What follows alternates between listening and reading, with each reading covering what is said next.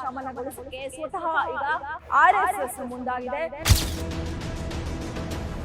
ನೀವು ಕೂಡ ಕಾಂಗ್ರೆಸ್ ಸರ್ಕಾರದಂತೆ, ನೀವು ಕೂಡ ಕಾಂಗ್ರೆಸ್ ಪಕ್ಷದಂತೆ ವರ್ತಿಸಿದ್ರೆ ಇನ್ನು RSS ಸಂಘ ಯಾಕೆ ಬೇಕು ಅಂತ ತೀಕ್ಷ್ಣವಾಗಿ ಎಲ್ಲ ನಾಯಕರನ್ನ ಪ್ರಶ್ನೆ ಮಾಡಿ. ಬಿಜೆಪಿ ಪಕ್ಷ ಹಿಂದುತ್ವದ ಪರವಾಗಿ ಇರೋದ್ರಿಂದ ನಾವು RSS ನವರು ಬಿಜೆಪಿಯ ಪರವಾಗಿ ನಿಂತಿರುವಂತದ್ದು.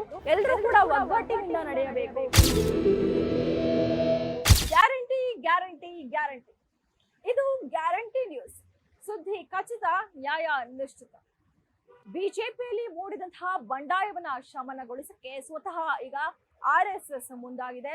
ಅದರಂತೆಯೇ ನಿನ್ನೆ ಸದಾಶಿವನಗರದ ರಾಷ್ಟ್ರೋತ್ಥಾನ ಕೇಂದ್ರದಲ್ಲಿ 40 ನಾಯಕರ ಜೊತೆ ಸತತ 5 ಗಂಟೆಗಳ ಕಾಲ ಸಭೆಯನ್ನ ನಡೆಸಿರುವಂಥದ್ದು.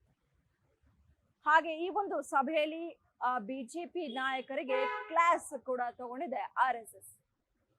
ಏನು ಈ ಒಂದು ಸಭೆ ಮೊದಲಿಗೆ ಎಲ್ಲರೂ ಕೂಡ ತಮ್ಮ ತಮ್ಮ ಅಭಿಪ್ರಾಯವನ್ನ ಹೇಳ್ಕೊಳ್ಳೋದಕ್ಕೆ ಬಿಟ್ಟಿದ್ರು RSS ನವರು. ಏನು RSS ನ ಮುಖಂಡ BL ಸಂತೋಷ್ ಹಾಗೆ ಮುಕುಂದ್ ಎಲ್ಲರಿಗೂ ಕೂಡ ತಮ್ಮ ತಮ್ಮ ಅಭಿಪ್ರಾಯವನ್ನ ಹೇಳ್ಕೊಳ್ಳೋಕೆ ಬಿಟ್ಟಿದ್ರು. ಹಾಗೆ ಈ ಒಂದು ಸಭೆಯಲ್ಲಿ ರಾಜ್ಯಾಧ್ಯಕ್ಷರಾದಂತಹ BY ವಿಜೇಂದ್ರ ಅವರು, ಹಾಗೆ ವಿಧಾನ ಪರಿಷತ್ ಸದಸ್ಯರಾದಂತಹ ರವಿಕುಮಾರ್, ಹಾಗೆ ಏನು ವಿಧಾನ ಪರಿಷತ್ ಸದಸ್ಯರಾದಂತಹ CT ರವಿ ಅವರು, ಹಾಗೆ ಜಗದೀಶ್ ಶೆಟ್ಟರ್ ಅವರು, ಹಾಗೆ ಪ್ರತಿಪಕ್ಷ ನಾಯಕರಾದಂತಹ R ಅಶೋಕ್, ಇನ್ನು ಕೇಂದ್ರದಿಂದ ಕೇಂದ್ರ ಸಚಿವ ಪ್ರಹ್ಲಾದ್ ಜೋಶಿ ಅವರು, ಹಾಗೆ ಶೋಭಾ ಕರಂದ್ಲಾಜೆ ಅವರು, ಹಾಗೆ ವಿ ಸೋಮಣ್ಣನವರು, ಇನ್ನು ಅಸಮಾಧಾನಿತರ ಬಣದಿಂದ ಬಸನಗೌಡ ಪಾಟೀಲ್ ಯತ್ನಾಳ್ ಅವರು, ಹಾಗೆ ರಮೇಶ್ ಜಾರಕಿಹೊಳಿ ಅವರು, ಹಾಗೆ ಏನು ಪ್ರತಾಪ್ ಸಿಂಹ ಅವರು ಆಗಿರ್ಬೋದು, ಹಾಗೆ ಅರವಿಂದ್ ಲಿಂಬಾವಳಿ ಅವರಾಗಿರ್ಬೋದು, ಎಲ್ಲರೂ ಕೂಡ ಪ್ರಮುಖ 40 ನಾಯಕರು ಈ ಒಂದು ಸಭೆಯಲ್ಲಿ ಭಾಗಿಯಾಗಿದ್ರು.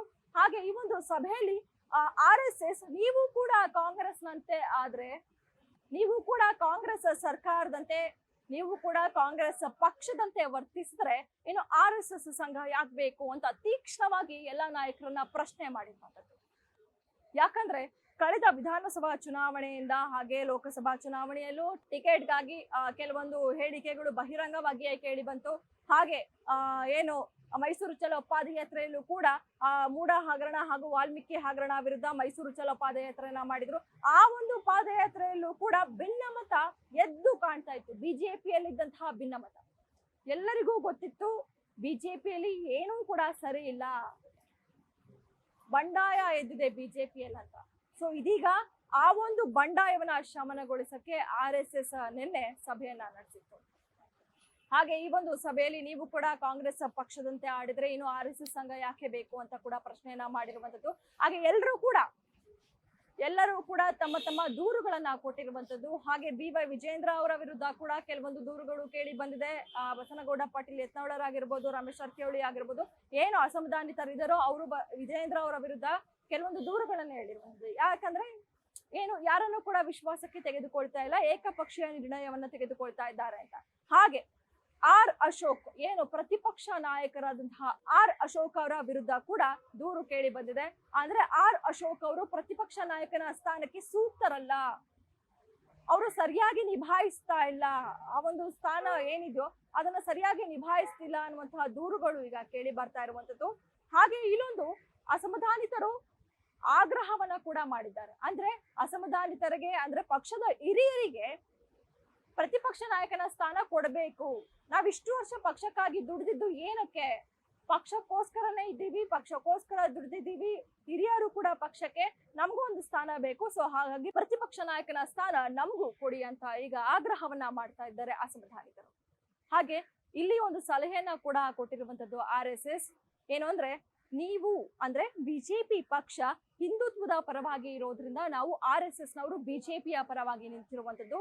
ಏನು ಬಿಜೆಪಿಯಲ್ಲಿ ಆದಂತಹ ಇತ್ತೀಚೆಗೆ ಆದಂತಹ ಬೆಳವಣಿಗೆಗಳು, ಹಾಗೆ ವಿಧಾನಸಭಾ ಚುನಾವಣೆಯ ಸೋಲು ಎಲ್ಲದರಿಂದ ಬೇಸತ್ತು RSS ಹಿಂದುಳಿದಿತ್ತು. ಅಂದ್ರೆ RSS ಯಾವುದೇ ರೀತಿಯಾದಂತಹ ಸಲಹೆಯನ್ನ ಕೊಡ್ತಿರ್ಲಿಲ್ಲ. ಇದೀಗ ಯಾವಾಗ ಬಂಡಾಯ ಅತಿರೇಕಕ್ಕೆ ಹೋಯ್ತೋ ಇದೀಗ ಸಲಹೆಯನ್ನ ಕೂಡ ಕೊಟ್ಟಿರುವಂತದ್ದು. ಹಾಗೆ ಏನು ಸಭೆಯನ್ನ ಕೂಡ ನಡೆಸಿರುವಂತದ್ದು. ಈ ಒಂದು ಸಭೆಯಲ್ಲಿ ಎಲ್ಲರಿಗೂ ಕೂಡ ಹೇಳಿರುವಂತದ್ದು, ಒಗ್ಗಟ್ಟಿನ ಮಂತ್ರವನ್ನ ಎಲ್ಲರೂ ಕೂಡ ಪಾಲಿಸಬೇಕು, ಎಲ್ಲರೂ ಕೂಡ ಒಗ್ಗಟ್ಟಿನಿಂದ ನಡೆಯಬೇಕು. ಏನು ಮೈಸೂರು ಚಲೋ ಪಾದಯಾತ್ರೆ ಯಾವ ರೀತಿಯಾಗಿ ಯಶಸ್ವಿ ಆಯ್ತು, ಹಾಗೆ ಬಳ್ಳಾರಿ ಪಾದಯಾತ್ರೆ ಕೂಡ ಅದೇ ರೀತಿಯಾಗಿ ಯಶಸ್ವಿ ಆಗಬೇಕು. ಎಲ್ಲಾ ನಾಯಕರು ಕೂಡ ಒಗ್ಗೂಡಿ ಬಳ್ಳಾರಿ ಪಾದಯಾತ್ರೆಯಲ್ಲಿ ಪಾಲ್ಗೊಳ್ಬೇಕು ಅಂತ ಕೂಡ ಸಲಹೆಯನ್ನ ಕೊಟ್ಟಿದೆ RSS. ಹಾಗಾದ್ರೆ ಬಳ್ಳಾರಿ ಪಾದಯಾತ್ರೆಗೆ ಅಸ್ತು ಅಂದಿರುವಂತದ್ದು RSS ಇದೀಗ. ಏನು ಬಳ್ಳಾರಿ ಪಾದಯಾತ್ರೆ ಮೂಲಕ ಮೂಡಿರುವಂತಹ ಬಂಡಾಯವನ್ನ ಶಮನಗೊಳಿಸಬಹುದು. ಏನು ನಾಯಕರು ಯಾರ್ಯಾರಿದ್ದಾರೋ ಎಲ್ಲರೂ ಕೂಡ ಒಗ್ಗೂಡಿ ಪಾದಯಾತ್ರೆಯನ್ನ ಮಾಡಿದ್ರೆ ಪಾದಯಾತ್ರೆಯ ಮೂಲಕ ಈ ಒಂದು ಬಂಡಾಯವನ್ನ ಶಮನಗೊಳಿಸಬಹುದು ಅಂತ RSS ಚಿಂತಿಸಿರುವಂತದ್ದು.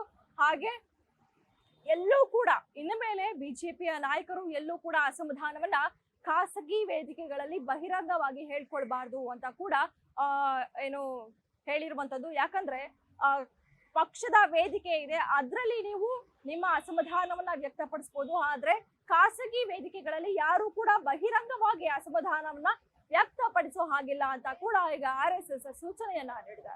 ಹಾಗಾದ್ರೆ ಮುಂದಿನ ದಿನಗಳಲ್ಲಿ ಏನಾಗುವುದು ಬಿಜೆಪಿಯಲ್ಲಿ, ರಾಜ್ಯ ಬಿಜೆಪಿಯಲ್ಲಿ? ಪ್ರತಿಪಕ್ಷ ನಾಯಕನ ಸ್ಥಾನ ಅಶೋಕ್ ಕೈಯಿಂದ ಕೈ ತಪ್ಪು ಹೋಗುತ್ತಾ? ಅಸಮಾಧಾನಿತರಿಗೆ ಪ್ರತಿಪಕ್ಷ ನಾಯಕನ ಸ್ಥಾನ ಸಿಗುತ್ತಾ? ಹಾಗೆ ಬಳ್ಳಾರಿ ಪಾದಯಾತ್ರೆಯಲ್ಲಿ ಎಲ್ಲರ ಏನು ಬಂಡಾಯ, ಬಿಜೆಪಿಯಲ್ಲಿ ಮೂಡಿದಂತಹ ಬಂಡಾಯ ಬಳ್ಳಾರಿ ಪಾದಯಾತ್ರೆಯಲ್ಲಿ ಅಂತ್ಯಗೊಳ್ಳುತ್ತಾ? ಕಾದು ನೋಡಬೇಕಾಗಿದೆ. ಕ್ಯಾಮ್ರಾ ಪರ್ಸನ್ ರಾಜೇಶ್ ಜೊತೆ ಕವನ Shivanna, guarantee news, Bengaluru. Guarantee news, ಸುದ್ದಿ ಖಚಿತ, ನ್ಯಾಯ ನಿಶ್ಚಿತ.